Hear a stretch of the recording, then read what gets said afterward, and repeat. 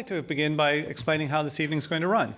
And this evening's event, as you may have seen on the handy little bookmark invitation card, is called Renewable Cities Powered by PechaKucha.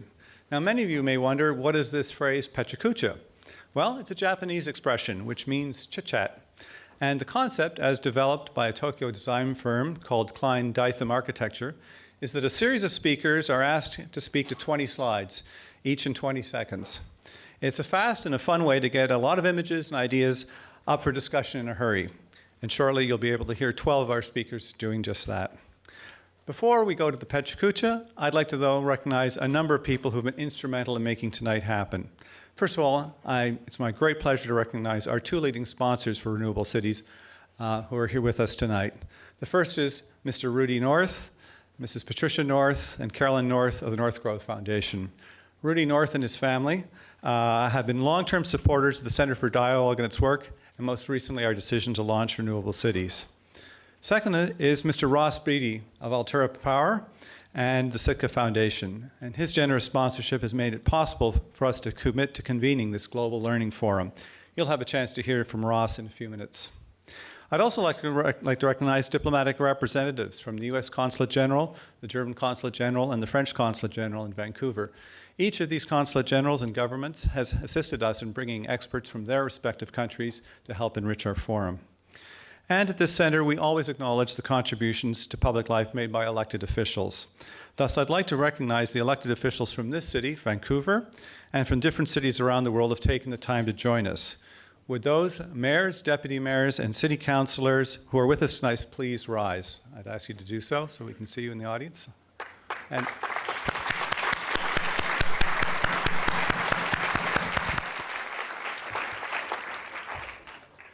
finally, I would be remiss of me not to mention that for people who are attending our conference, Renewable Cities, there'll be a reception after the PechaKucha talks for all the participants. It'll take place in the World Arts Center on the second floor of this building directly behind me. But given the layout of this theater, we ask that you depart by the third floor where you came in, and ushers will direct you to get down to the second floor to where the reception is taking place. I'm delighted to say that the reception is sponsored by Vancity, which is Vancouver's leading credit union, and it's been a strong supporter of wise social investments in this city and for many events that have been organized by the Center for Dialogue. And now it's time for the main event. Our first PechaKucha speaker is Shauna Sylvester, the woman who first conceived of Renewable Cities and had the idea that in May 2015 we should invite the world of Vancouver for a global learning forum. Shauna's worn many hats over the years, and she's now the director of the Center for Dialogue at Simon Fraser University, where we're seated tonight, and which is also the home for Renewable Cities. So Shauna, the floor is yours.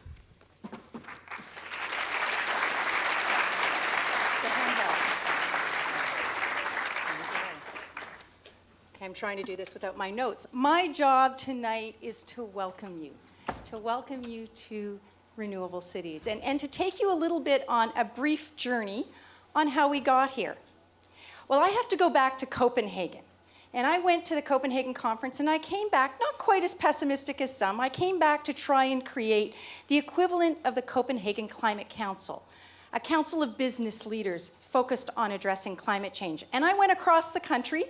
I talked to almost 200 public servants, business people, NGOs, and what I learned is they said that they felt kneecapped at Copenhagen and that this was not the time to create another council. Instead, they wanted a place for dialogue. They wanted a place where we could convene difficult conversations about the issues of transitioning to a low-carbon economy. So that's where the idea of Carbon Talks was born. Now, I want to say about the idea. You can always have a great idea, but if you don't have champions, it goes nowhere. I was lucky because I took this idea to Rudy North, and Rudy didn't just champion it, he asked me for a 10-year contract. Now, for those of you who don't know Rudy and Patricia North and their daughter Caroline and their son Rory, they are the forces behind North Growth Foundation, one of the most catalytic foundations in this country. And they, with Ross, have been supporters of what we've been doing. So Carbon Talks. Our goal was to increase Canadian global competitiveness by transitioning to a low-carbon economy. And we did this by looking at those spaces where carbon shifts could happen. We would look predominantly with municipalities, and when they had made a decision to shift to a low-carbon economy and did not have the buy-in, we would support them. What we would do is we would bring people together in small groups.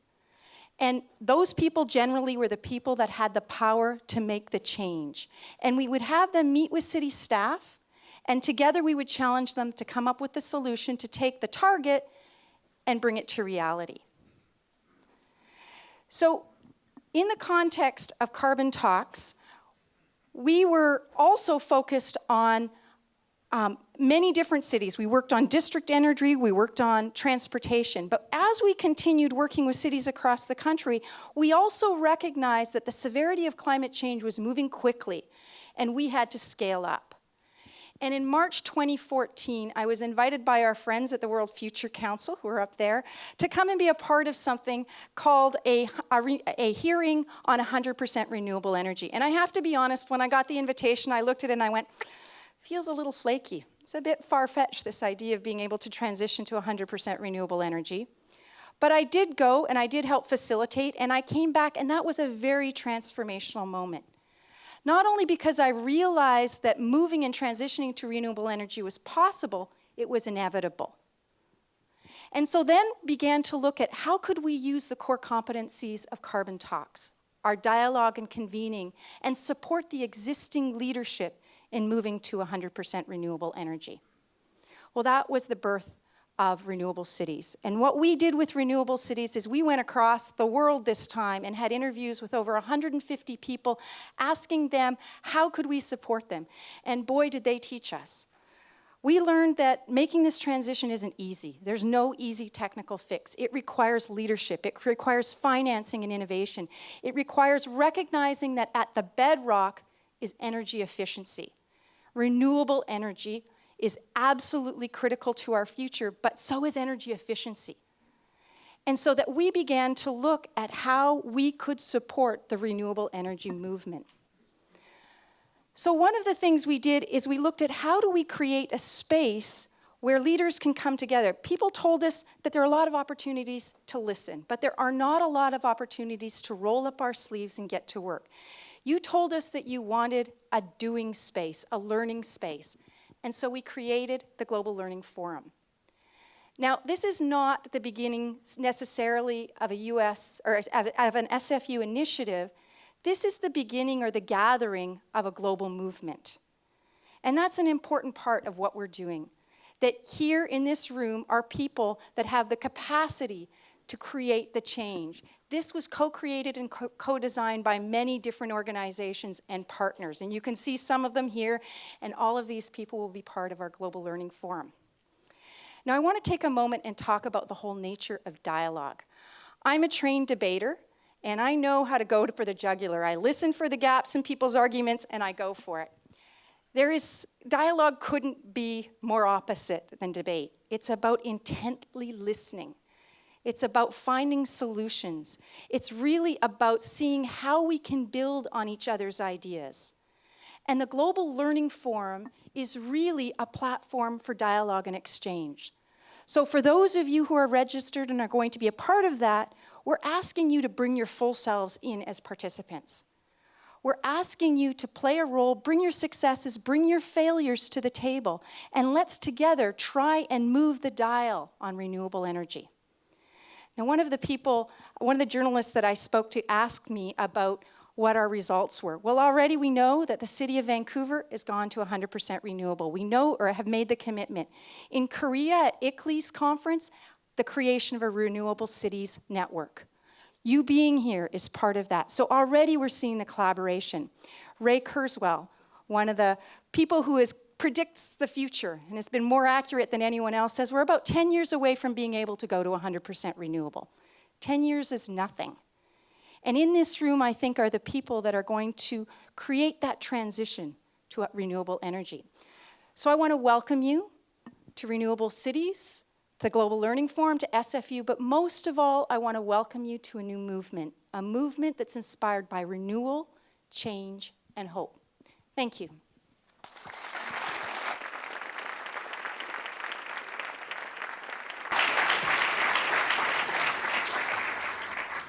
Thank you, Shauna. Our next speaker is Ross Beaty. Ross Beaty is a geologist and a resource entrepreneur with over 40 years of experience in international minerals and renewable energy industries. He remains founder and chairman of Pan American Silver Corp., one of the world's leading silver producers. And he's the founder and chairman of Alterra Power Corp., a mid-sized renewable energy company with solar, wind, hydro, and geothermal operations in British Columbia, Ontario, Nevada, and Iceland. Mr. Beaty is also well known as an environmental philanthropist, primarily through the Sitka Foundation. Ross, please come to the stage. Thank you. Thank you very much. So the byline for this talk is why I'm as green as broccoli. But first we have to have the PechaKucha. Here we go.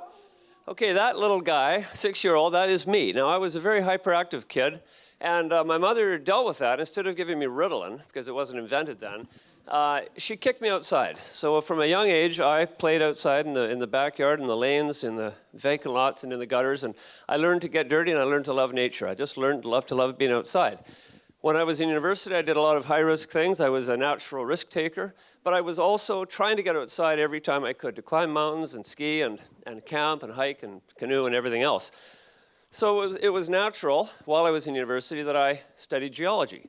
I really enjoyed the concept of geology. This is my first year in the bush in 1970. You can see a big smile because you know, it spoke to me. It was getting paid to hike and getting paid to camp, getting paid to run around in helicopters, and getting paid. You could be dirty all summer. It didn't matter. It was great. And so it was the beauty of the outdoors. In 1980, I started my first company. I was an entrepreneur from the get-go. Beaty Geological. I worked in New Zealand for a couple of years, and this is a story in Bolivia, a project in Bolivia that you could literally pay for services in this little town with gold dust, just like the Klondike. That lasted for a whole bunch of years in the early 80s, 5 years, and then in 1985 I started a public company called Equinox. Our first project was in Liberia, where I spent a few years drilling holes looking for gold. Liberia fell apart into chaos and mayhem. I ended up getting cerebral malaria. I almost died. That was the end of my African adventure, but the company did pretty well. We worked in Nevada and British Columbia, and all through the 80s and early 90s, I was off chasing dreams all over the place, and my dear wife, who's here tonight, was looking after our family. We started with this one, our youngest girl, and had 4 more girls and then a son, so 5 kids altogether, while I slept or traveled looking for gold and things like that. These are the 14 companies I've founded in my career.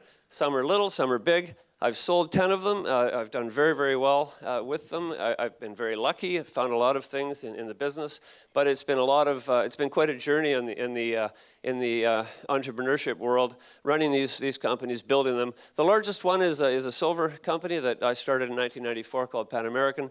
It's now the second largest silver mining company in the world.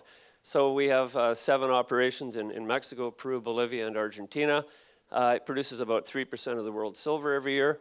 And it's a really good-sized company now, and I'm very proud of it, but I'm not very active in it anymore.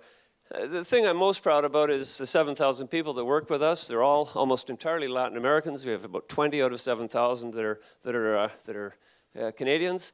110,000 people live around the mines, that feed off the mines, that live off the mines, that we provide hospitals and schools and roads and infrastructure. So that's been a very fulfilling experience.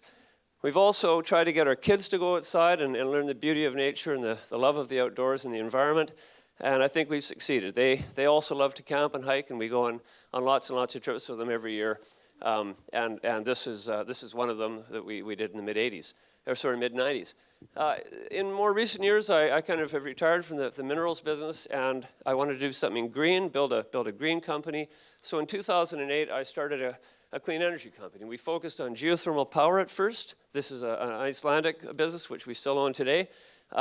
We also have a spa that feeds off geothermal heat, or geothermal water. We have wind power as well. We have some solar businesses in Ontario, solar farms. We also have a very large hydro business in BC. So I'm a very strong advocate for clean energy. I love it. It's every megawatt we can produce. We produce about as much electricity as, say, the city of Vancouver uses every day. So it's a decent size, about 650 megawatts. We're building another 200 megawatts now. This is a run-of-river project on the far right, the largest in BC actually. That's 235 megawatts. A very small footprint though, because it's a run-of-river. We don't have to dam a valley. So I'm very active in this company, and it's been very fulfilling to me, and I just can't make it big enough. You know, every single megawatt that we produce from clean energy is a megawatt we don't have to burn something to produce electricity from. Also in 2008, I formed with my wife a family foundation called the Sitka, and it's all about preservation of nature and protection of the environment, 100%.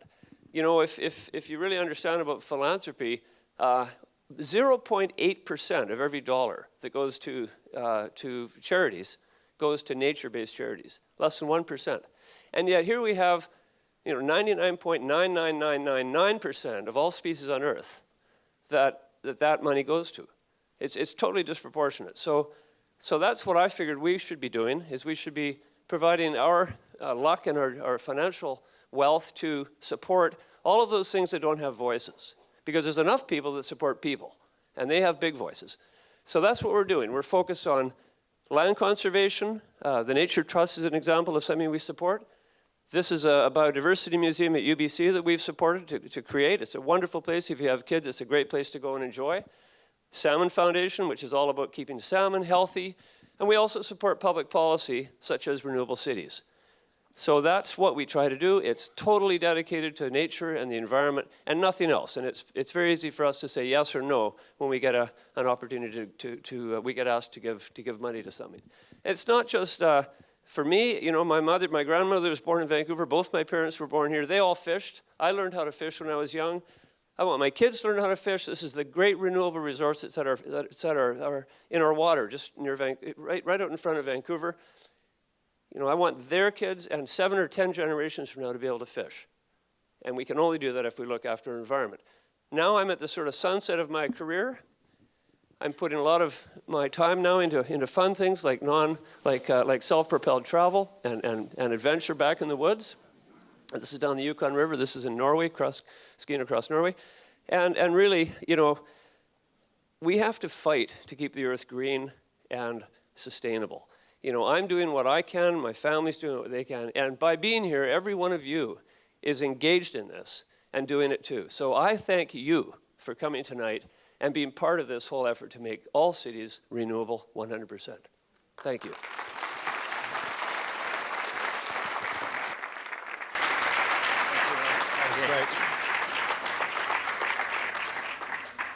Self-propelled travel, that's a takeaway already for me.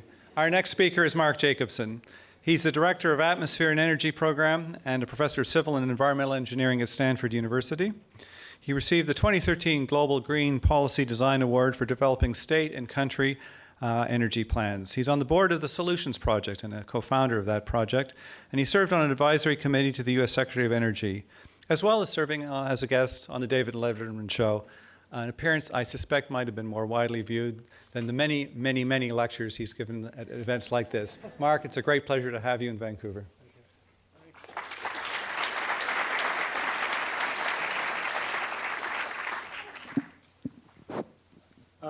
So I'm going to talk about energy plans that we've been developing for changing the energy infrastructure of states and countries in the world. And the reason that I care about this is from an air pollution and climate point of view. Air pollution kills 4 to 7 million people prematurely each year from cardiovascular disease, respiratory illness, complications from asthma. And many of these people, about 20% of these are children under the age of 5 years old. These are the lungs of a teenage non-smoker who died in Los Angeles in a car crash in the 1970s. So that's equivalent to smoking 2 packs of cigarettes per day living in Los Angeles. And most of the world today is actually like this outside of North America and Europe these days. So this is really a scourge on society that has to be solved, and it's caused solely by fossil fuels and solid biofuel combustion. Now, global warming is a serious and growing problem. Temperatures are rising at a rate faster than any time, even since deglaciation from the last ice age. And it's not only the rate of change of temperature that's so high, but also the magnitude. Although if all the ice melted on the Earth, 7% of all land would disappear, near the coastline in particular. Now, our plans are to change energy infrastructure of all states and countries. We'd use everything would be electrified, we'd convert to wind, water, and solar. So all sectors, that's electricity, transportation, heating, cooling, and industry. So we'd have wind turbines, we'd have wave devices, we'd have hydroelectric power would not grow very much. We're in our plans for all the states and countries, we'd have about the same amount of hydros today, but we'd use it more efficiently. We'd have tidal power on the top right, geothermal power as well. And we're also going to use a lot of solar power too, in terms of especially concentrated solar power on the top left, solar photovoltaics and power plants, and rooftop solar. So these electric power options would power not only the electric power sector, but also the transportation sector and heating and cooling sector and industrial sectors. So for example, you'd have electric cars and some hydrogen fuel cell cars. So these are all existing technologies. All these technologies we're talking about to convert the energy infrastructures are existing. So electric cars for normal transportation, buses, electric trucks, some hydrogen fuel cell buses and trucks for long distance, where the hydrogen is produced from electricity. And also boats would be either electrified or would have hydrogen to replace bunker fuel, for example, which is really dirty fuel. Tractors would be either electrified or with hydrogen. Ships, like these are existing technologies, electric ferries, for example, that can go back and forth 3 or 4 times before recharging. The hardest thing to change is aircraft. We'd use cryogenic aircraft, cryogenic hydrogen aircraft, like the space shuttle was propelled to space with hydrogen. For heating and cooling, we'd use heat pumps run on electricity. These are existing technologies. Water heaters would be heat pump water heaters, again, running on electricity. The heat pumps can be run in reverse for air conditioning. Solar hot water preheaters. For industry, everything would be electrified. We'd use, for example, arc furnaces, induction furnaces, some hydrogen as well. So all four major sectors would be electrified. And this would end up reducing power demand, as I'll discuss in a minute, by quite a bit, by almost 30%. But we'll also need some storage because the wind doesn't always blow, the sun doesn't always shine. So for concentrated solar power that I discussed, you can have low-cost storage like a molten salt or a phase-change material to store the heat, because you heat this fluid up to a high temperature and you can store it overnight and use it to generate electricity during the night. Hydrogen would be a source of storage. Battery storage, although batteries, in fact, are like 10 to 20 times more expensive than all the other storage I'm going to talk about. So, in fact, we found that you don't even need batteries to run the whole United States smoothly with the zero loss of load. But if you have it, it's better. It helps. Pumped hydroelectric is another form of storage that exists. Ice storage. My university has had an ice cube under a building since 1998. And now it has a new ice cube because it just got shut off. The only natural gas plant that powered the university. It just reduced 80% of its carbon emissions by adding more ice storage and heat storage, hot water storage, and heat exchanging, and using solar and geothermal to replace it. In Canada, there's a community called Drake Landing, which uses soil storage. It heats the soil through solar collectors on the houses in the summer, and heats the soil and then runs in reverse and provides 90% of the home heating in the winter. And so this is a seasonal heat storage that's actually very cheap, very inexpensive compared to even batteries. Now, can we power the entire world with wind, water, and solar? Well, the world power demand in 2010 was 13 terawatts at end use. 2050 is expected to go up to 22. But if we convert to wind, water, solar, we reduce power demand to 14.5 terawatts, or 33%. In the US, we go down 36%. In Canada, we go down 32%, just by going to electricity and some end-use energy efficiency. This is the area required to power the entire US for all purposes with wind, water, and solar. The yellow is spacing for wind turbines you can use for farmland or ranch land. The orange on the bottom is PV plus CSP for solar. The yellow is rooftop solar. We'd use less than 0.5% of US land area to power the whole US, the footprint. We can make the grid stable. This is a grid integration study using those generators for all 50 states, showing for 6 years, every month for 6 years, we match the power demand exactly with the supply and plus storage. And we do this on an hourly basis and also every 30 seconds for 6 years. Is there enough wind and solar worldwide to power the whole world. There's about 23 times more end-use solar available than we need to power the 14.5 terawatts worldwide in 2050. And for wind, there's about 5 to 6 times more wind than you need worldwide. So most of the wind, in fact, there's a huge offshore wind resource offshore the east coast of the US and Canada that's totally unexploited, and also the west coast, although the water goes deeper on the west coast, so it's harder to get that at a low cost. But there's a huge amount of wind onshore and offshore that can actually power the world. But you need a combination of wind and solar to do that. Well, this shows the timeline of how to do it. If we don't do anything, our power demand goes along the top line, and we increase power demand worldwide. But if we convert to wind, water, and solar, we reduce about 0.7 terawatts, which is the gray shaded line, just due to the efficiency of electricity. The 0.2 terawatts gets reduced due to end-use energy efficiency improvements, and then the rest is provided by wind, water, solar by 2050. Thanks very much.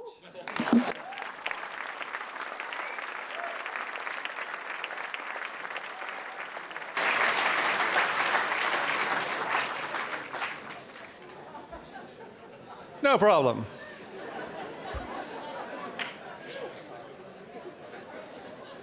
Glad we got a few people figuring that out. Our next speaker is Esperanza Garcia. Esperanza was born and raised in Cebu in the Philippines, and she's been active as a global youth leader, speaker, on renewable energy campaigner, and climate policy negotiator, as well as an educator. Esperanza has received awards for youth leadership and has been invited to keynote speak at international conferences, including at the UN and various TEDx events. In the Philippines, she's campaigned for the enactment of climate change laws and environmental governance. Esperanza, please come up.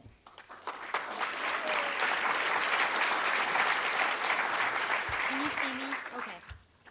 I'm a woman, that is clear. I'm a young person, young at heart. I'm from the developing country. I represent a demographic that is most impacted by climate change. We are also minority in the renewable energy field, and I'm here to tell their story. This is Constance Okale, a Ugandan farmer. She's a mother of 7, and she's a community activist. Her village suffered from floods and drought. But she is not a story of devastation. She is a story of hope because she travels the world urging world leaders to build sustainable solutions. She empowers women in her community to act on climate change. Having engaged with the youth of today and the global work that I have done, I have seen a generation that is increasingly strong on social and environmental awareness. I have never seen a group more passionate than the International Youth Climate Movement of the United Nations Climate Change Conference, known as the strongest and most organized youth movement in the history of our time. As stakeholders, it is important that we represent our voice on something that concerns our future. We work together, we lobby to governments, we raise awareness through media, and implement real-world campaigns.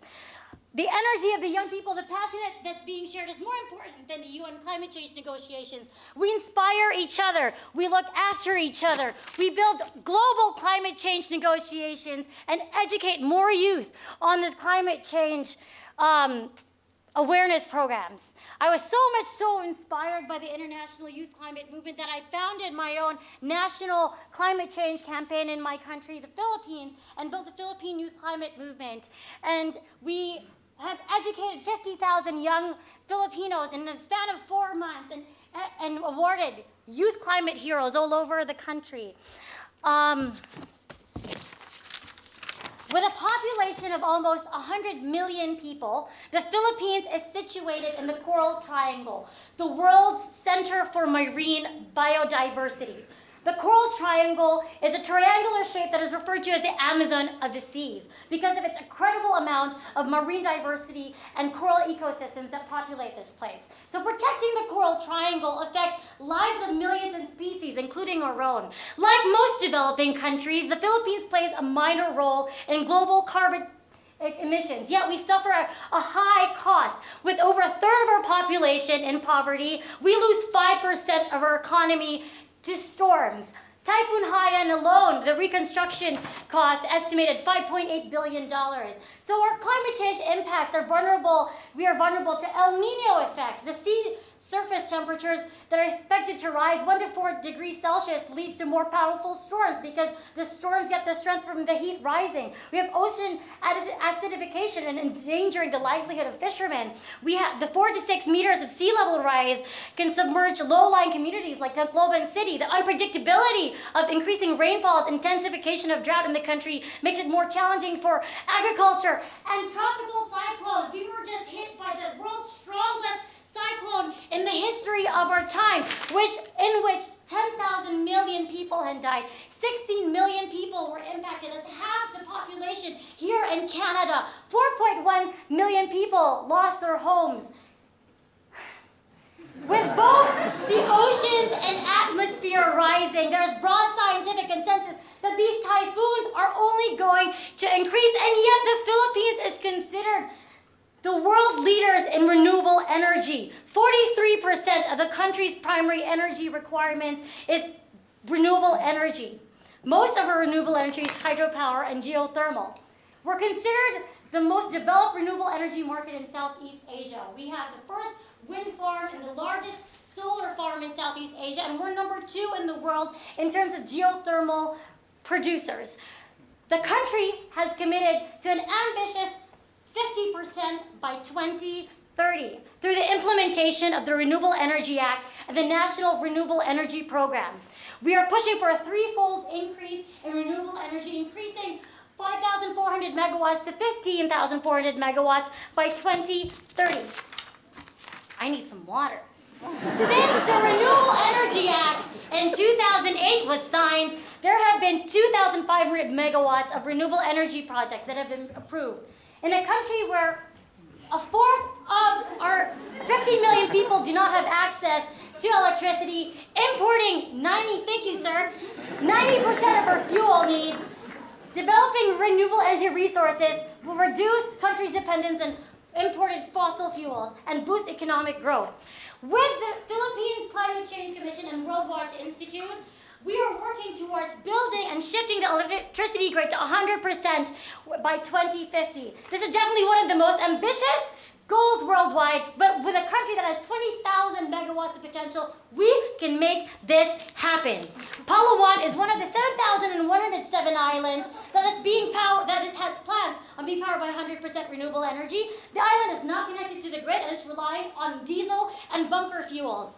Renewable energy makes sense because we have the highest electricity rates in Asia, and Palawan alone has double that high electricity rate. Clark Green City in Pampanga has a 50-year plan to be the first green city and smart city in the Philippines.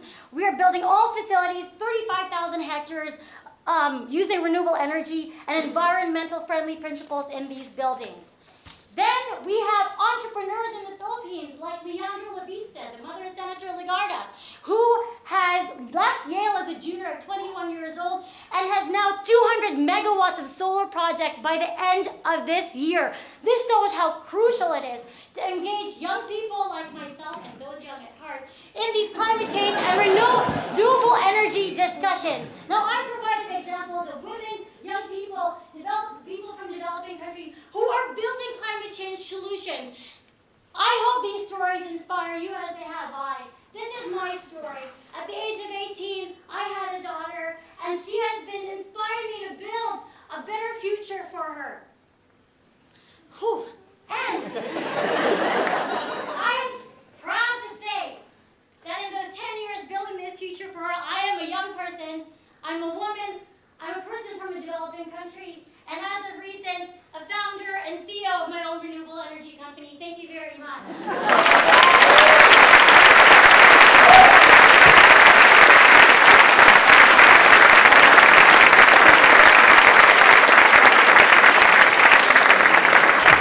Esperanza, I think when you next do the talk, you better list yourself as one of the Philippines' renewable energy sources. So, our next speaker is Dr. Harry Layman. Dr. Layman has been the head of environmental planning and sustainable strategies at the German Environmental Agency since 2004. He's one of the founders of EcoSolar, and in 2011 he became executive chairman of the World Renewable Energy Council. Since 1985, Dr. Layman has lectured at various universities, most recently at the University of Lüneburg, and he's one of the intellectual leaders of the very well-known German energy transition. Dr. Layman, please. Thank you for inviting me. Okay, we start with 10 seconds of pause. So you have time to concentrate. This is the place where we are living. It's the Earth. Someone lives in the Philippines. I live in Germany there. And I'm trying to take you with a small story about unsustainable living on this Earth. We are producing all our welfare by digging out a lot of resources, by using up fossil fuels and destroying our environment. This is a clearly non-sustainable system. And if we want to survive for the next generations, then we will have to make a big transformation from this machine producing waste, eating up our Earth, to a machine which is much smaller, running with renewable energies, and using less resources than that we are using today. Each of you 80 tons per capita per year on average. To do that, we have to make two changes which are crucial. The first one is that what we name Energiewende or energy transition, and the other one we will talk on a later day, not today, about that.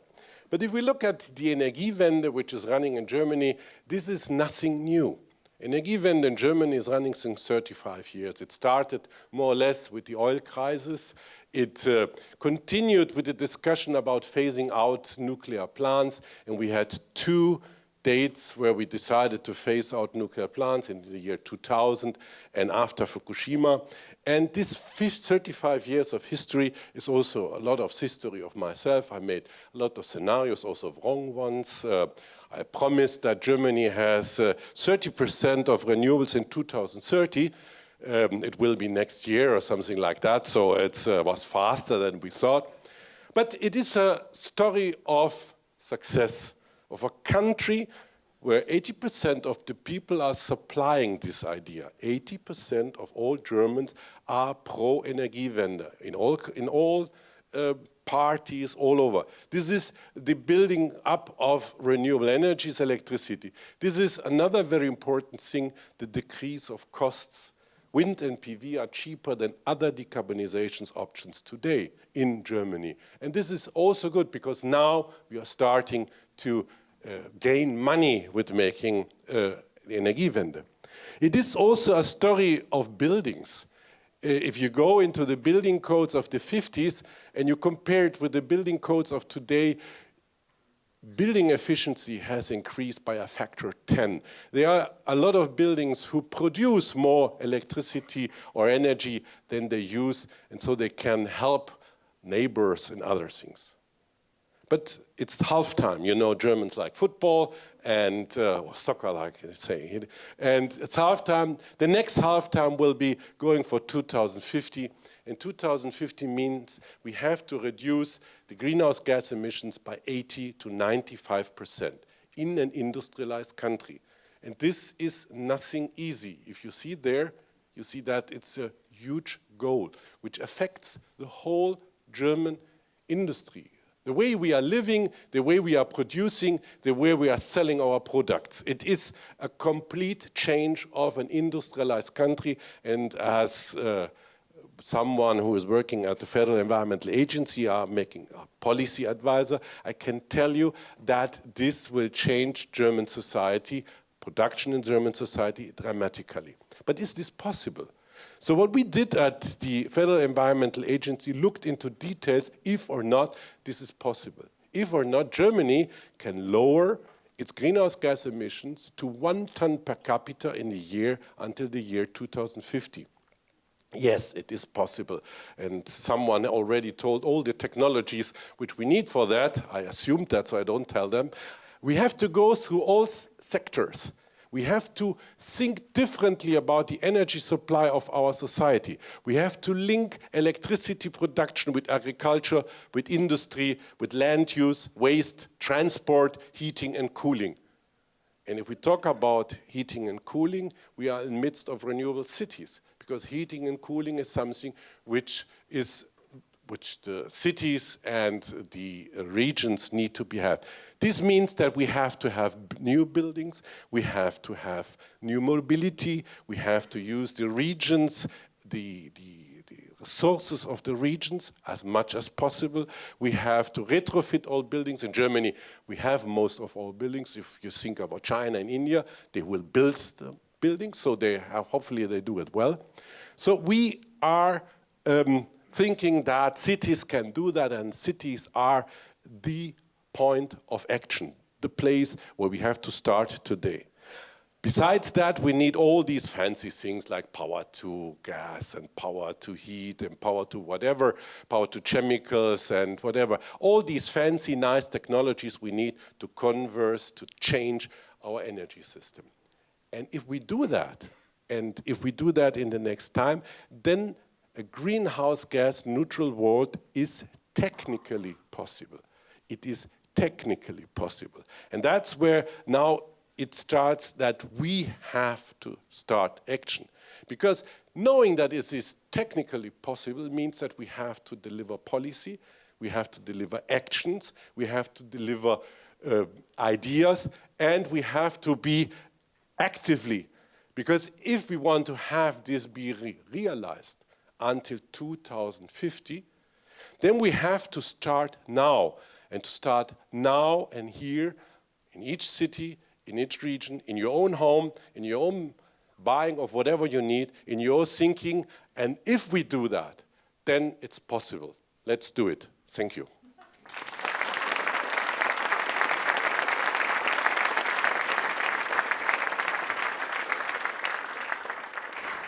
Thank you, Dr. Layman. Our next speaker is Bárbara Rubim. Bárbara is a climate and energy campaigner at Greenpeace in Sao Paulo, Brazil, where she focuses mainly on solar energy. In her work, she advocates, lobbies, and works closely with partners, and even climbs onto rooftops to install solar panels. Previously, Bárbara worked as a parliamentary legal advisor and a researcher for the Cities Ministry in Brazil. She holds a degree in law from the Pontifical Catholic University of Minas Gerais. Bárbara.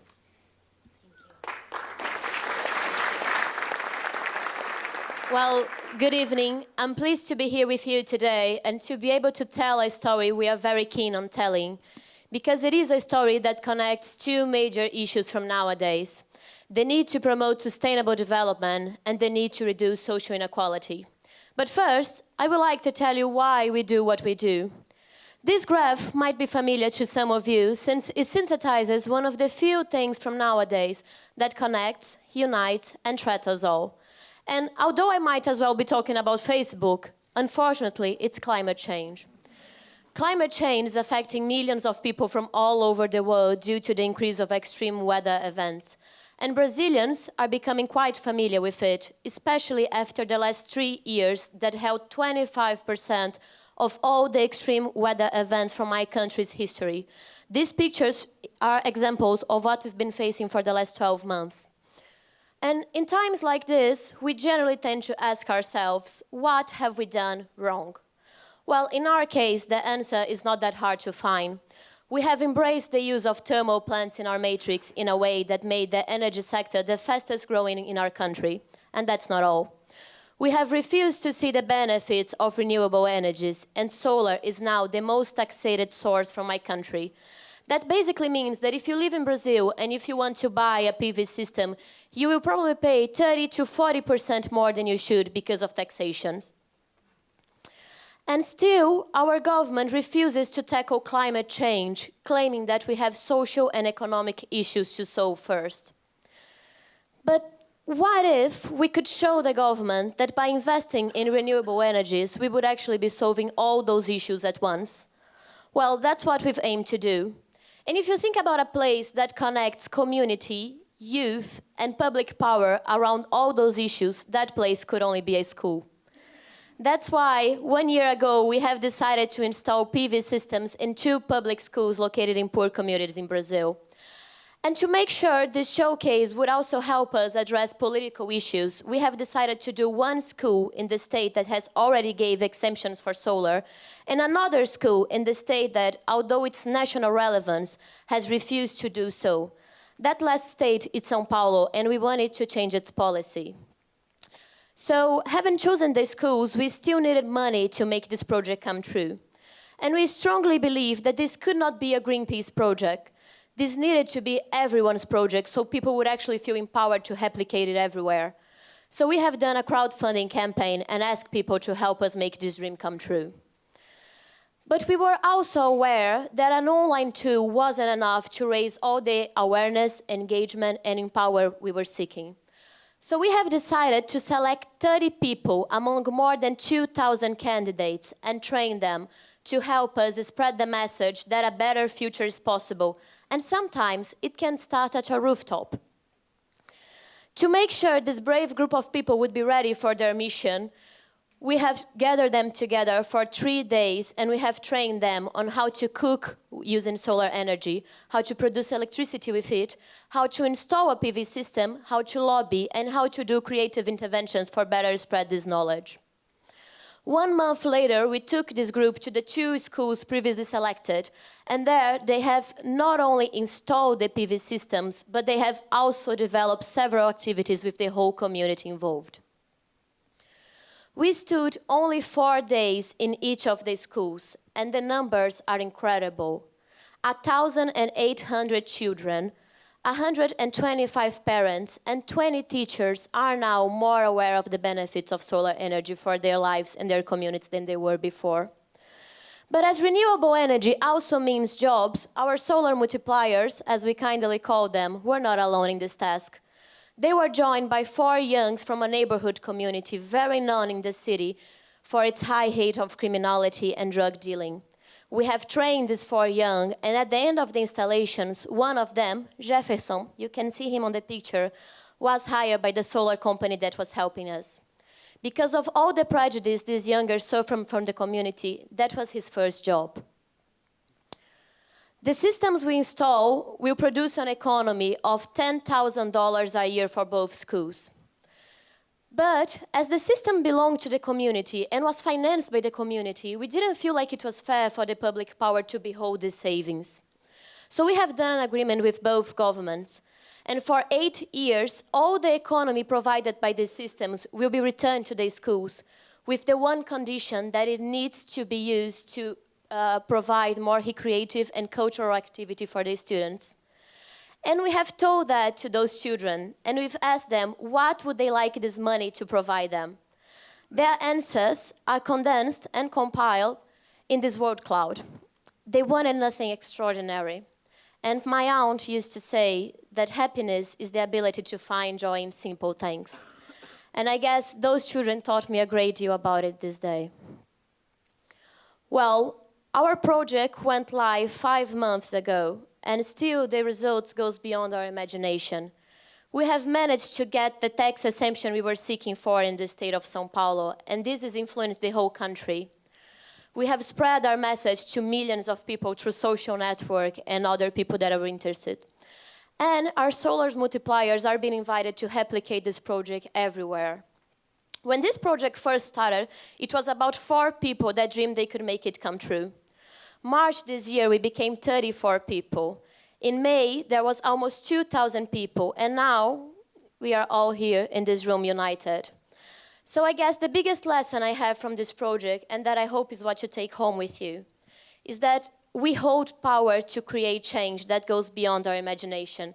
And I don't mean Greenpeace. I mean each one of us, me, you, us, together. So I hope you are now as excited to spread this revolution everywhere as I have been for the past 8 years of my life. Thank you very much.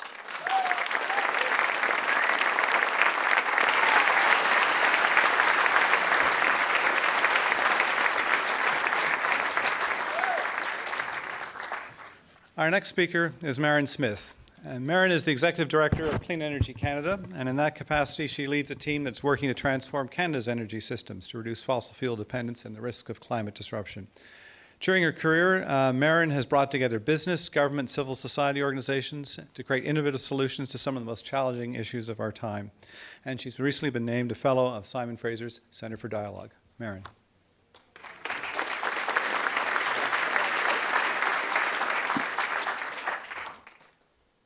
The sun.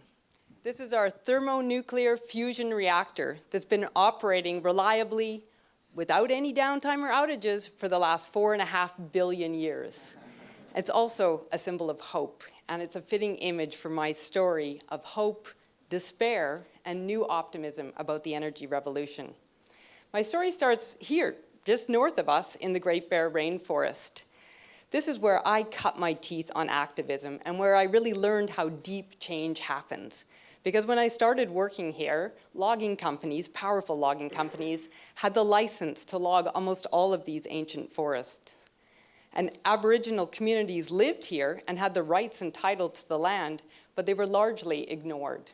And many of us wanted to see these forests protected. But the government was stuck in an age-old model: log to the beach, export the wood, and make lots of money for the companies and for the government. The conflict was so heated, it became known as the war in the woods. And somebody had to go in and meet with those logging companies. And those of us who owned suits were sent in. We negotiated, and we were trying to create, not just tinker around the edges, but we wanted deep change, change to the status quo. And we did it. We created an agreement that protected an area almost the size of Ireland, changed the forest practices, and ensured that communities were dealt in on the benefits. So it was time for a break. So I got pregnant, and I finally read that stack of books. You know that stack of books that's sitting by the side of your bed? And by the time I gave birth to my twins, I realized that those trees that I had just spent a decade protecting were far from safe, and nor were future generations. So it was time to get back to work. And this time, I wanted to help change Canada to a clean energy economy. So I got a new suit, went to Calgary, the heart of our petroleum sector. I thought I had learned a lot about powerful corporations. And so I went and met with CEOs and executives. I went to industry associations and innovation groups. I went to dialogues and roundtables and square tables, and slowly it dawned on me. These corporations had no interest in changing. They'd shrug. It was their shareholders, the board, the consumers. I got depressed. I hit a wall. Climate change had arrived, meanwhile, much sooner than predicted, and we didn't have anywhere near enough power to make real change to the status quo happen. I was depressed, and I really didn't know what this feeling was like, because my grandmother had been an optimist, and she had taught me about the power of positive thinking. She would create a vision, she would make a collage, and she would stick it on her bathroom mirror, and she would meditate on it every day while she brushed her teeth. And I had seen how she'd made change happen in her life with this. And so I was a believer and used this technique. But on this file, it seemed there was no hope. And then something happened. Unexpected. China declared a war on air pollution and started building out solar and wind at an unprecedented pace. They were putting on, get this, 2 solar panels every second last year, and a windmill, 1 every hour. And this caused the prices to plunge. So the price of a solar PV dropped 83% in just 5 years. And investors could see which way the wind was blowing. Last year, $310 billion was invested in renewable energy and energy efficiency. And this was creating a sea change. My hope was coming back. And then in the West, people started marching in the streets. This was Quebec. Last month, 25,000 people marching for climate action. And there was a tone change that came in governments around the world. China, the United States, Brazil, the Philippines we just heard about. And so I realized I did not need to be depressed that the CEOs in Calgary were not ready to step up, because everyone else was stepping up. And this energy revolution is going to go around the oil sector. Sure, they might come on board someday, but it doesn't matter. And then in Germany, I saw this renewable energy transition all across a country. There was farmers' fields planted with crops, and then windmills planted above them, and solar everywhere. On houses, train stations, schools, office buildings, you name it, everywhere. You know, in Germany, the energy transition, it's not an abstract concept, it's in your face. And that is what I concluded we need here in Canada. We need everyday visible signs of the new energy solutions. And so I wondered, what can we do? Well, how's this? What about putting solar PV on every school across the country, or on city halls, fire halls, community centers, libraries, even Parliament Hill? The kids would talk to their parents, who would talk to the neighbors, and realize that this energy revolution is underway. So I made a collage, like my grandma taught me, and was talking to somebody about this vision just last month. And they offered to match up to $1 million to get this project off the ground. Now, I'm not a naive optimist. I know that's just a drop in the bucket. And the United Nations has said to really create this, to fight catastrophic climate change, we need to triple the amount of clean energy by 2050. But good news, the IEA, the International Energy Agency, said last year that carbon dioxide emissions plateaued in the energy sector, even though the economy grew. And they attributed this to renewable energy and energy efficiency. And so it's working. So what do you think about that kind of ambition? Triple the level of clean energy? I think we can do it. One windmill, one solar panel, one nation at a time. What do you think?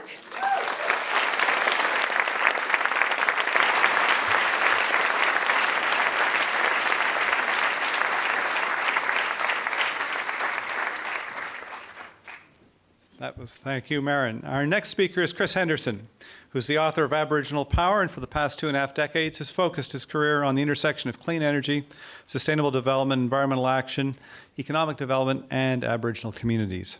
A mentor to Aboriginal clean energy leaders across Canada, Chris is sought by communities, governments, utilities, private corporations, and independent power development companies for strategic advice.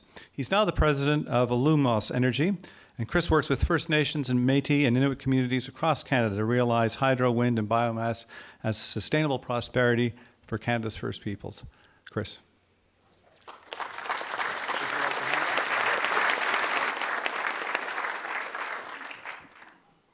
In the next 6.5 minutes, I'm going to share with you how I think clean energy can be a force that can restore, reconnect, revitalize, respect, reinvigorate, reinvest, and renew economies, relationships, and communities.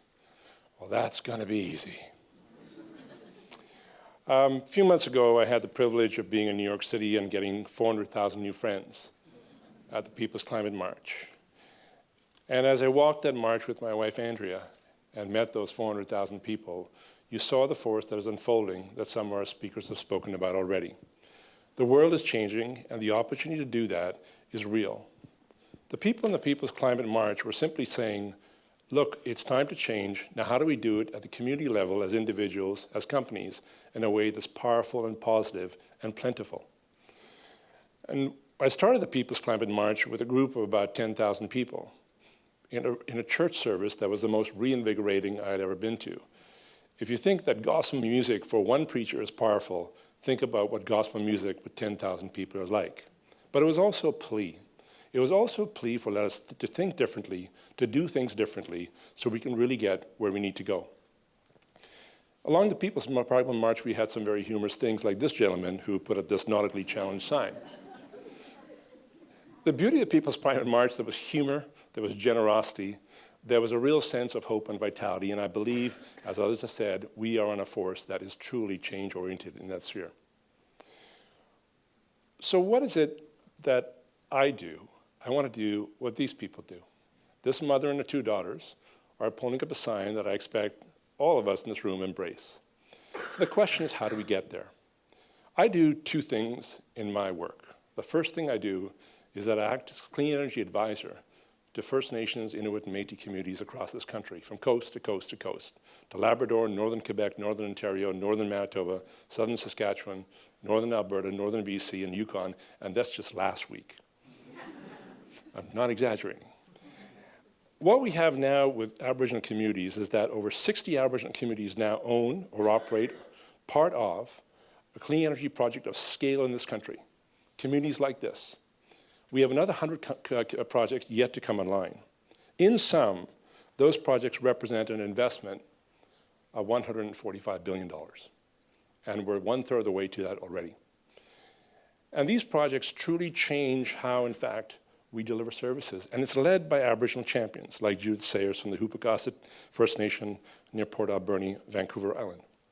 These Aboriginal leaders have said, we will take our traditional territory, our Indigenous rights, and we will be part of the solution future. And through that form, we will also fuel the economic development that we need. Economic development like people like Gordon Planis from the Suk First Nation in Victoria has done. This building, where they put solar panels on, is only one of 30 community buildings in the community covered with solar power. There are only 32 community buildings in the community. Talk about 100% renewable power. So Aboriginal communities are now embracing these sources of power in dynamic ways. They could be small run-of-river projects, larger projects that are ecologically sensitive, biomass projects, large-scale solar. Yesterday I was in Pembroke, Ontario, talking to the Algonquins of Ontario on 3 large solar plants with the Ontario Renewable System. It's plants that will take $40 to $100 million each 10, 20 megawatts. The other story here is that these represent an opportunity for interface with municipalities, cities, and towns. There's a sustainable development interface. This is the community of Inukjuak in northern Quebec, which is putting hydropower to replace diesel 100% in that community. But they're doing it with a sustainable development interface with the community, so it truly drives employment. This is the Chaudière Falls at the Ottawa River between Ottawa, Ontario, and Quebec. And you can see the capital in the background. There, Hydro Ottawa is expanding its hydropower, excuse me, and in partnership with the Algonquin people, and we're driving that forward as well. So there's an economic element of the relationship between First Nations and municipalities. And finally, there's the issue of partnership itself, how you drive these projects together. And I can tell you that in a week, in a month, I will be with dozens of First Nations, Métis, and Inuit communities who are forging major partnerships for the future that drive prosperity. So where does that leave us? Is it just a Canadian thing? No. It's about Eastern vision, Northern experience, Western know-how, and Southern imperatives. What's happening in Canada and Aboriginal power is relevant to Indigenous communities in Latin America, in Africa, in Asia. How they can work with their communities to generate renewable power that changes communities forever in a more resilient and economically powerful way. The other thing I do is I've just taken over chairmanship of the Globe Conference here in Vancouver. And so we will make sure that the ideas of this event will be fused into Globe next year. And I'd love to talk to anyone about that, on how to make Globe better, more interactive, and more powerful, and more renewable. So where does that leave us? Effectively, I think we're being suboptimal if we say renewable energy is about renewable energy. The way I pursue renewable energy in Aboriginal communities is truly to how we revitalize and reconcile the relationships we have with First Peoples, changing 180 years of bad history to a good future.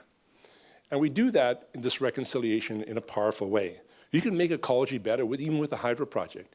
You can revitalize local economies, Aboriginal and non-Aboriginal, with a solar project. So look and be aspirational, be larger and more powerful in its impact. For Aboriginal communities, what this will do is create what I've called a clean energy capital circle. It's a circle that starts with a renewable energy project, but has a series of outputs and dividends that are economic, social, resilient, economic, and truly sustainable. And you'd like to know more, like to read my book? See me later. That's what's underway now.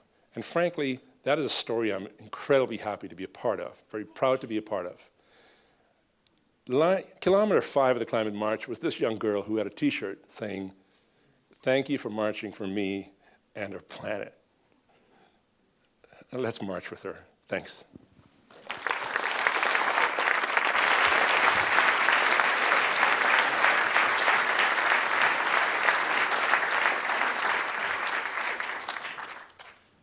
Thank you. Our next speaker is Zachary Shahan. And Zach is the director and editor of cleantechnica.com, the #1 most visited clean tech-focused website on the internet. He's also the founder of Solar Love, EV Obsession, and Bikeosity. He's one of the world's leading communicators on solar energy, electric vehicles, wind energy, energy efficiency, and bicycle transportation issues. Zach currently lives in Poland, but he's originally from Sarasota, Florida. So Zach, over to you.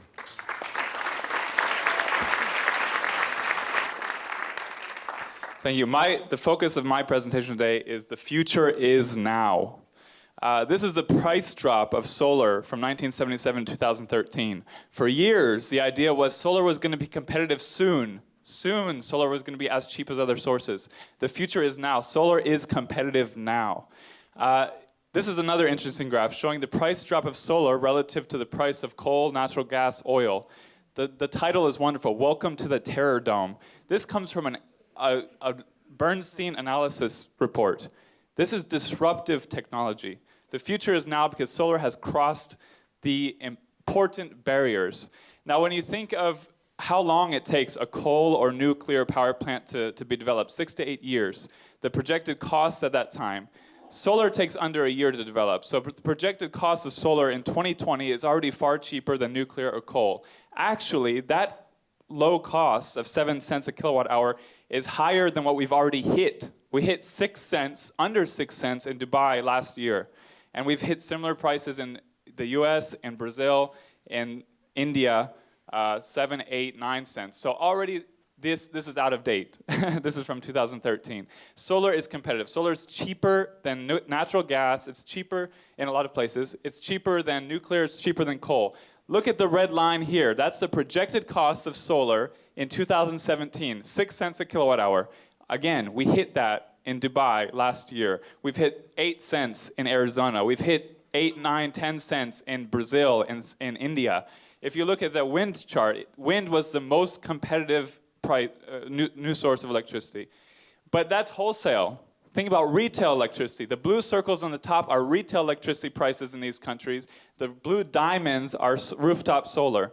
Rooftop solar is already cheaper than retail electricity in countries and states all over the world. So the result is that we're transforming, we're transitioning to renewable energy. In the US last year, wind and solar together accounted for more than half of US new electricity capacity. We're seeing similar around the world. We've seen similar in 2013. This year so far, 84%. 84%. It takes a long time to transition power plants, to transition the electricity sector, but it is happening. This is the growth of solar in the US. It's exponential. This is disruptive technology. The future is now. It's happening now. It's growing fast. It's similar with wind, very similar chart with wind, very similar if you look globally. This is the US. Bloomberg New Energy Finance had a great chart, a great point. In 2013, clean power passed fossil fuel for new electricity capacity worldwide, globally, and it's never going to go back. The projected increase in clean power is just rising. The projected future of fossil fuels is falling. Transitioning a little bit, this is about energy potential.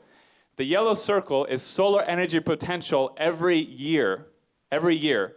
On the right, you have total known reserves for fossil fuels and nuclear. Solar energy has the potential to power the world, theoretically. That's not going to happen. Like Mark said, it's about a mixture. But that's generation, that's electricity generation. Transportation is another huge pie of fighting global warming and air pollution. We can transition to electric vehicles. I am convinced, even more convinced that we're transitioning to renewable energy. I'm convinced we're transitioning to electric vehicles, and there's a few reasons. It's not about the environment. The two big benefits of electric vehicles are that they're very fun. You step on the pedal in an electric vehicle, you have instant torque, you have instant power. This is so much fun that people who own electric vehicles for years still get what they call an EV smile when they drive them. It's a lot of fun. The second big benefit is they're more convenient. Despite the huge failure in the media focusing on charging situation for EVs, you charge at home. You get home, you plug in, it takes you a few seconds, you go inside, you hang out with your family, you chill out. It's so much more convenient. People who have to rent a gasoline car or go back to gasoline, there are a few that have, they really regret it because it's much more convenient. And similarly, we're seeing exponential growth in the electric vehicle market globally. And I'm convinced this is going to transition very fast. And you think about technology transitions, they happen very fast. When this was the best cell phone you could find, when this was the best cell phone on the market, how many of you thought you would have a cell phone in 5 to 10 years? I sure as hell didn't. But it happened very fast because once the technology is ripe, Once it's better and cost competitive, the transition happens like that. And we're going to see it. When this was the top-of-the-line computer, how many of you thought you would have a tablet or a smartphone in your pocket that would be several times more powerful, able to do many, many, many, many more things? You didn't. But when the technology is ripe, it takes over the market. You don't have to force it. The market will respond. And we're going to see that with solar and with electric vehicles and with wind. Now, the pollution problem. Who wants to visit Paris on a day like this? This does not help Paris's tourism industry. Who wants to live in a city like this? The costs of this pollution are tremendous. A study led by the director of Harvard Medical School found that burning coal in the United States costs us about $500 billion a year in extra health care and health and early death and environmental costs. This is the price of coal not factored in earlier in that chart. This is a tremendous, tremendous failure, and we're going to fix it. Another factor with fossil fuels, we have to import them often. 1 billion euros a day is the price of imported oil in Europe. 1 billion euros a day. They're sending money to other countries. Why?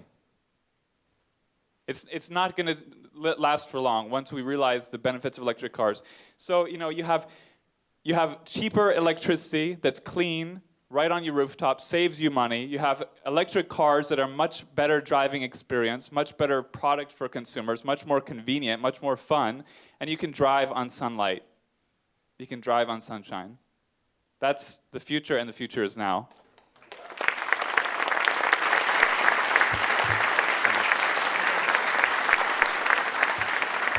Thank you, Zach. Our next two speakers are Robert Ferry and Elizabeth Minoyan, and they're the founding directors of the Land Art Generator Initiative, LAGI. LAGI is working to address the issue of public acceptance of local renewable energy by providing models of energy generation architecture that rise to the level of contemporary public art. Every 2 years, LAGI holds an international design competition, and Robert and Elizabeth are here to tell you about that. Over to you. So Zachary told us that it's happening. Now let's get creative.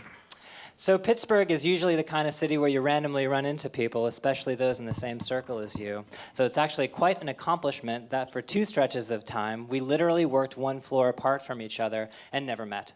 The first stretch was at Carnegie Mellon University, where Elizabeth was on the 3rd floor getting a master's, and I was on the 2nd floor studying architecture. After another 3 years of working a floor apart at a downtown Pittsburgh high-rise, we finally met in an elevator and got to talking, and later to dancing. I soon learned that she had started a nonprofit, was hosting artist residencies, had purchased a small plot of land, and was interested in working with an architect on a net zero public new media center. Well, that was a recipe for love. And we ended up getting married in 2008, and we also share a passion for adventure. And when an opportunity came up to move to Dubai, we decided to embark on a 4-year honeymoon in the Middle East. It would turn out to be a life-changing experience and would inspire us to develop together what has become a growing social practice project. We learned that there is a rich tradition of land art in the United Arab Emirates. For many Emirati artists, such as Mohammed Ahmed Ibrahim, whose work you see here, the tension between a recent world full of closeness to the earth and a rapidly emerging world that imposes such authority over it inspires their creative energy. We had arrived only months before the global financial crisis to a city with great ambitions. Juxtaposed against the ever taller air-conditioned glass towers, we found a rich tradition of passive, energy-efficient vernacular architecture, a land rich with solar resources, and a people with a deep awareness of the temporary nature of the fossil fuel-driven growth. All of this got us thinking and designing, looking for ways in which these exquisite contradictions could be leveraged in some ways towards an outcome that could be environmentally neutral or positive. What if the next 600-meter-tall skyscrapers incorporated the latest in concentrated solar power and updraft technologies that could passively cool the interior while converting the sun's energy into power for an entire neighborhood? And what if our cities were populated by living buildings that functioned like canopy trees in a forest, converting the energy of the sun and the wind into electricity while passively regulating the environment? Building integration leads to district and citywide integration, and what role is there for artists and creatives in designing these new sustainable infrastructures to be joyful contributions to public spaces? How much land area would we really need by 2030 if we were to replace every BTU of energy with the power of the sun? These questions sent us into research mode, and we started diving deep into the calculations, sharing our findings as a way to stimulate conversation and illustrate what a near future might look like, free from greenhouse gas emissions. So we started the Land Art Generator Initiative, or LOGGI. In the tradition of land art, it merges the natural elements with concept and beauty. We call it solution-based art, or sustainable infrastructure art. And every 2 years, we hold an open international call inviting teams to conceive of large-scale artworks that also serve as utility-scale power plants for cities. We launched our first design competition in January of 2010. We chose 3 sites that are gateways to Dubai and Abu Dhabi, open areas of disturbed land along highly trafficked highways. We didn't have the $20,000 in prize money that we had promised in the design brief, but we felt strongly enough that the idea was very strong to take the risk. And it really paid off. This is one of the first submissions to come before the May deadline. All of the surfaces are solar panels, and these tinted crystalline silicon products are on the market, so it's quite feasible. We were a little worried on the night of the deadline because this was the only entry we'd received, but we thought at least we have one good submission. But the next morning, it was like Christmas. We had 150 submissions from 40 countries, amazing ideas of what renewable energy can aspire to be, places for people to explore, destinations for tourists, drivers of economic development, like Light Sanctuary here, powering 500 homes with thin film technology. As soon as we had these positive visions of our future energy landscapes, we followed up with Masdar, who fell in love with LOGGI, sponsored the prize, flew the winning team in, and set up an exhibition of the shortlist center stage at the World Future Energy Summit. Sultan Al Jaber wrote an opening to our first book, and yes, that is Ban Ki-moon in the photo there. We were hooked, and we had to do it again. Where would be the next city that could inspire people to participate? We reached out to Eloise Hirsch, New York City Fresh Kills Park administrator.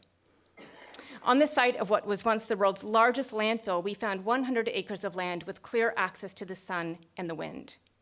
250 ideas came in from all corners of the globe, representing interdisciplinary teams of artists, architects, engineers, and landscape architects. Like Solar Loop, it uses standard PV panels set on a form created by the solar diagram of the site. But below the landscape is reflected, reminiscent of Anish Kapoor's Cloud Gate in Chicago. Matthew Rosenberg used wind as his medium and generated these spectacular landforms from the wind rose diagram at the site. They funnel and accelerate the speed of the wind to the turbines inside, creating a calm central green at the top of the hill. At this point, people were really getting this idea, and LOGGI was getting some great press attention. But it was really this past year, in 2014, when we brought LOGGI to Copenhagen that the project got some heavy-hitting buy-in from policymakers and politicians. LOGGI 2014 coincided with the city deservedly holding the title Green Capital of Europe, and the Danish Design Center hosted the LOGGI 2014 exhibition and award ceremony. The design site across from the iconic Little Mermaid, it provided the perfect inspiration for teams, and led to some interesting ideas like Energy Duck. One of the great things about LOGGI is that those who participate are part of a large portfolio of ideas that we actively look to connect to interested cities and developers. For example, we're currently in the design process of building Wind Nest in Pittsburgh, funded by a couple of Pittsburgh foundations. Another project that we would love to see built is Solar Hourglass, the winner of LOGGI 2014, uses beam-down solar power technology similar to a prototype developed by Masdar. The lead Masdar engineer reached out to us after reading about the project in CSP Today and says that the project is feasible and wants to be on the team. This year, we will be holding LOGGI 2016 in Southern California, and we'll address the water energy nexus. Of course, we hope that the land art generators can be a small and inspiring part of that solution, a way to engage people with new technology and show a positive vision of our clean energy future. Thank you. Thanks.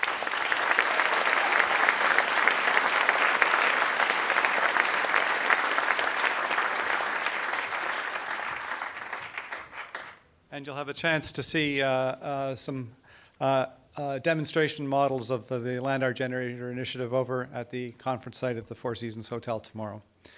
Our final speaker for the evening is Satu Johnson, who's Deputy City Manager of Vancouver. Satu helps to oversee the development and implementation of Vancouver's Green City Action Plan, which builds off Vancouver's successes in building a green city. He's also the co-author of the Guide to Greening Cities and is the founder and co-chair of the Urban Sustainability Directors Network. a network of over 120 municipal staff focused on greening their cities. Satu will tell you what he's been up to recently. Satu.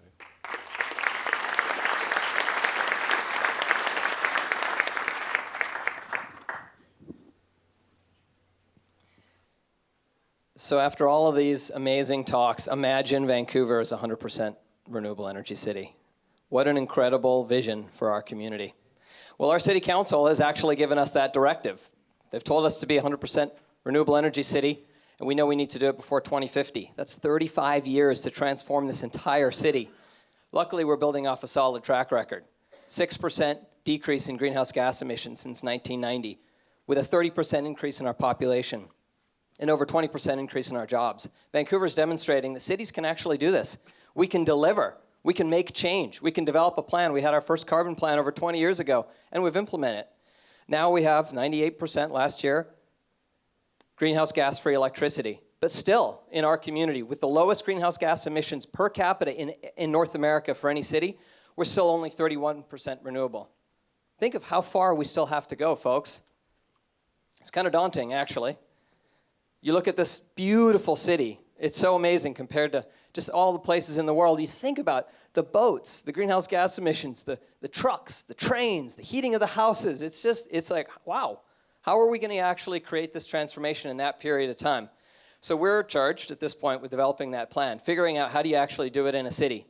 Well, we have a few ideas because we've been doing it for a while, and they're kind of basic in many ways. Build your community so people can walk places. It's not that hard. People are healthier. They can walk around their neighborhoods, connect with each other. This infrastructure is cheaper to maintain. People like it, actually, when you give them a chance to do it. Add bike infrastructure. Take away a car lane. Take away space that's not being used for something else and add infrastructure. We added this, and we had a 400% increase in the morning bike commute on this route. People respond to it, all different ages. People want to get out of their cars. You need to give them a chance. You need to make it convenient. You need to make it fun. Well, we need public transit. We have a transit referendum going on right now. It's not looking really good, which is kind of depressing for the conversation we're having tonight because we all need to step up to do this. But we need to electrify that public transportation system, like the SkyTrain here, which runs off of that renewable electricity that I was talking about. So we need to transition our mobility and make public transit really accessible for folks. And some people are going to drive. We talked about that today. It's fun. You can plug in at home. So we need that infrastructure across the city for trucks, for buses, for the private car, for companies. So we do need EVs. We need to build out that infrastructure. We need to figure out who's going to own it and operate it. We need to make it easy and convenient. We need to mandate it in our building codes. Speaking of building codes, we need to go far beyond where we're at now. We have the greenest building code in North America, but still, when you're building in Europe, you're 30, 40, 50, 60% lower energy consumption than we are. This is a passive house, almost 80% energy reduction. So we need to build that into our codes. We need performance-based codes that really talk about renewable energy, including the addition of solar. We've changed our building codes. You have to be solar ready. And we need systems in neighborhoods that those solar installations can connect into. As we've already talked about, solar's really improving. We need to get it on our buildings, and we need to connect those buildings to each other through district energy systems. We built the first one in North America that takes sewage. You flush you run your dishwasher, hot water goes down the sewer. We can take that out, sequester it, heat an entire neighborhood. If you live in that neighborhood, your greenhouse gas emissions are 70% lower because you're using the renewable energy from the waste heat. We can do this. We can now mandate new developments to it. So there's a lot that we've already got, but there's a lot that's coming. There's new technologies. We've talked about it already. We haven't figured this one out yet. We're gonna figure out how to do it, but we do know that there are new technologies coming that are going to change the approaches that we take in the next 35 years. We don't know everything that's going to happen, and we know that change is not linear. This is me. I was about 35 years ago. I grew up in India, running around on the streets of India. I never expected that I would do this. We don't know where we're going. 35 years seems so far away, but it's actually just a few years behind us. I was running around, never expected to be in a suit, trying to change the world in the way that I am. We don't know the changes we're going to see, but we do know one thing. It's not linear.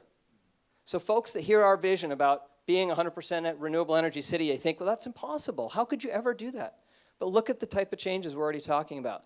And it's not linear. The cell phone example is just a great example. The cost of solar going down so dramatically, we never would have expected that would happen. The cost of energy storage is going down so dramatically. We talked about that already tonight as well. So we can't even begin to imagine 10, 15, 20, 30 years from now. But what we do know is that it's not going to happen if we don't develop a plan and begin implementing it now. Look at Dubai. That was the 1980s, folks. It was a dirt road. Look at it now. Look at the change that happened in building that city in such a short period of time. We underestimate what we can do in 10, 20, or 30 years, and we always overestimate what we can do in one, which is quite stressful. But here in Vancouver, we've seen similar changes. This community is being transformed before our very eyes. And what's so amazing about this vision to be a 100% renewable energy community is that it gives us a roadmap, a path for how we're going to grow. Dubai built these islands. It's crazy to me that they did it. But the fact that they were able to do that, build these islands, build this place, it's a clear message that we can do this. Our cities can do this. And we're not alone doing it. As you heard, I work with Urban Sustainability Directors Network. The last 2 days, we've had 17 of the world-leading cities, from Yokohama to Copenhagen, here mapping out our path together for how we're going to achieve these goals. Because we can't do it alone, but we can do it. And the only way we're going to do it is by planting the seeds now for the future that we want. And I'll tell you this, it's not going to be easy. We've heard amazing stories tonight. But just changing that one bike lane, you'd think that the world was coming to an end for those folks. It was a major election issue. These changes are not easy. We know we have the path forward. We know we have the technologies to do it. But we, all of us, we're all going to need to work really closely together, because residents, citizens, businesses, they're afraid of change in many ways. And we all need to work together to implement the kind of change that we want to have. Thank you very much.